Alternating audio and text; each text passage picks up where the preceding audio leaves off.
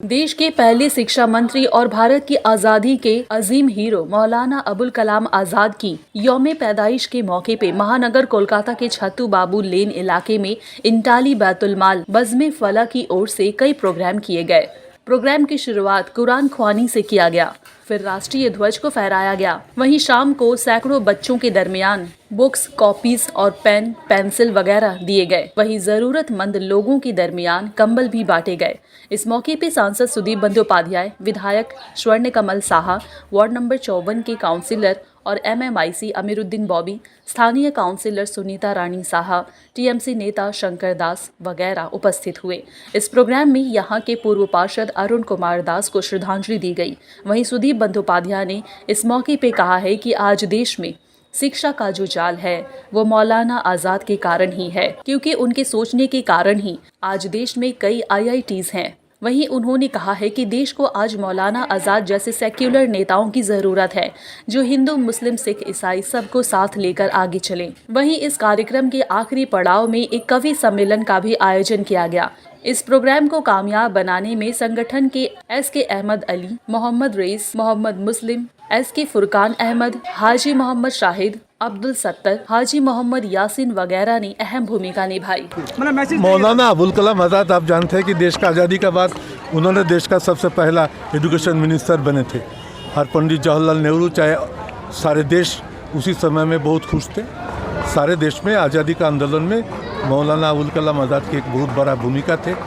हिंदू, बौद्ध, सिख, जैन, पारसी, मुस्लिम, क्रिश्चियन सबको लेके एकत्रित करना और आज़ादी का आंदोलन में उतारना, ये सब उनका पक्ष में संभव हुआ। He was a good poet, he was a good writer, बहुत अच्छा संपादना करते थे, न्यूज़पेपर चलाया भी। देश को आज़ादी में मौलाना आज़ाद को नाम हम लोग हर समय में याद रखते हैं। प्राइम मिनिस्टर और महात्मा गांधी इनको बहुत दिल से अपनाया था, क्योंकि एक शिक्षित पहले बार जब मंत्रिसभा गठन हुए तो उसमें फर्स्ट एजुकेशन मिनिस्टर थे मौलाना अबुल कलाम आज़ाद। उनको भारत रत्न का अवार्ड दिया हुआ था। उन्होंने भारत का रत्न, आज़ादी का लड़ाई में उन्हें शामिल थे, गांधी जी का साथ दिए थे। और हम लोग आज़ादी होने के बाद जब मिनिस्टर बना, उसमें पहले बार मिनिस्टर बना था। ऐसा एक आदमी कभी भी कम्युनल नहीं था, जन्मदिन बना था। 134 साल का 134 साल पहले उन्होंने जन्म लिए थे। मक्का में उन्होंने जब पैदा हुआ, हिंदुस्तान में रहते हुए आज़ादी लड़ाई करते हैं। आज उसके जन्म में मनाने के लिए इधर हाजिर हुए हैं। उनको तहे दिल से उनको हम लोग श्रद्धा करते हैं, रेस्पेक्ट करते हैं। इसमें कुछ बोलना ये है, जो पार्लियामेंट चेंज हो रहा है, जवाहरलाल नेहरू साहब जो हमारे यहाँ के प्राइम मिनिस्टर थे, एजुकेशन मिनिस्टर थे मौलाना अबुल कलाम आज़ाद साहब, जो सुदीप बंदोपाध्याय ने बोला कि आज पार्लियामेंट को हेरिटेज जो था वो उसको चेंज कर कर दूसरा जगह पार्लियामेंट लिया जा रहा है।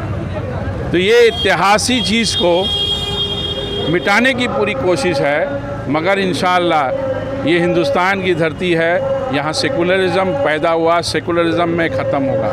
इसकी किसी दुनिया की ताकत नहीं है। जिन लोगों की कुर्बानी ये रही है हिंदुस्तान में, उनकी कुर्बानी रायगा नहीं जाएगी। जो जितना जद्दोजहद कर ले ये सेकुलरिज़म को ख़त्म करने की, मगर मैं समझता हूँ हिंदू, मुस्लिम, सिख, ईसाई मिलकर हैं, मिलकर रहेंगे। एक दूसरे के दिल में मोहब्बत पैदा किया हुआ है। जो आज़ादी की लड़ाई एक साथ लड़ें, और ये भी लड़ाई इंशाअल्लाह एक साथ लड़ेंगे, जो सेंट्रल से BJP को हटाने के लिए। इसलिए मैं कह रहा हूँ कि मौलाना अबुल कलाम आज़ाद का लड़ाई, ये लड़ाई थी, आज उनकी पैदाइश की दिन है। लोग इन सब नेताओं को देखकर BJP को 2024 में हटाने की पूरी कोशिश करेंगे। जिस तरह से पार्लियामेंट को हटाया जा रहा है, संविधान को चूर किया जा रहा है, इसकी तरह इसी तरीके से पब्लिक को पूरा नज़र है कि हिंदुस्तान का संविधान को ख़त्म करने का जो मंसूबा चल रहा है बीजेपी गवर्नमेंट को, उसको हटाना बहुत मुश्किल है। हिंदुस्तान का मुसलमान कि एजुकेशन में क्यों मतलब पीछे क्यों है? हिंदुस्तान के मुसलमान एजुकेशन में पीछे नहीं है, तालीम याफ्ते लोग हैं, पढ़े लिखे लोग हैं। आज यहाँ आबादी ज़्यादा है, किसी तरीके से क्राइसिस है। आज आपका माली हालात कमज़ोर हैं, ये 2014 से और ज़्यादा माली हालात कमज़ोर हो गया।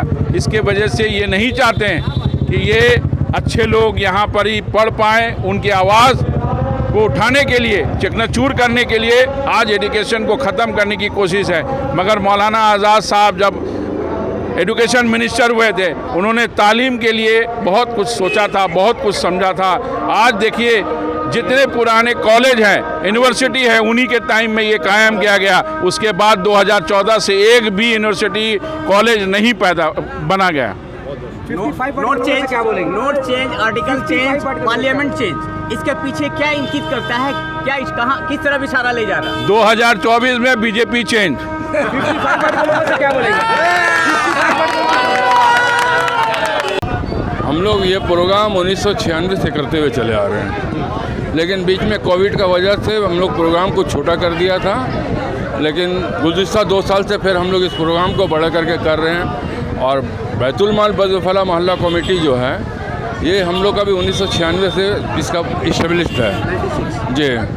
तो 96 से जो है उस वक्त हम लोग माने कि साल के 2 बार हम लोग माने कि यहाँ कैंप लगाते हैं और 1 साल तक बच्चों के तालीम के लिए, फ़ीस के लिए, किताब के लिए हम लोग जो ज़रूरतमंद बच्चे हैं उन लोगों को देते हैं। गरीब को इलाज के लिए, दवा के लिए, और कोई अगर मर गया, किसी का मैंने कफन दफन के पैसा नहीं है, तो हम लोग यहाँ से कब्रिस्तान तक जो भी खर्च होता है बैतुल माल के ज़रिए करते हैं। शादी में लड़की लोग का जो माने कि किसी कमज़ोर लड़की है, जैसे कि माने कि गरीब है, तो उन लोगों को पैसे की कुछ ज़रूरत पड़ता है तो हम लोग बैतुल माल के ज़रिए उनको भी इमदाद करते हैं। इस तरह से बैतुल माल का बहुत सारे काम हैं जो हम लोग करते हैं। मैसेज ये है कि जिस तरह से हम लोग करते हैं, अगर इसी तरह से हर मोहल्ला में छोटा छोटा अगर एक कमेटी बन जाए तो गरीब और जो मजदूर टाइप का आदमी है उन लोग के लिए बहुत फलाही का काम होगा। देखिए, मौलाना अबुल कलाम आज़ाद कोई बहुत अजीम शख्सियत है और सभी कोई उनको जानता है कि हम लोग का इस मुल्क का पहला एजुकेशन मिनिस्टर रह चुके हैं वो, और एजुकेशन के लिए वो बहुत काम किए।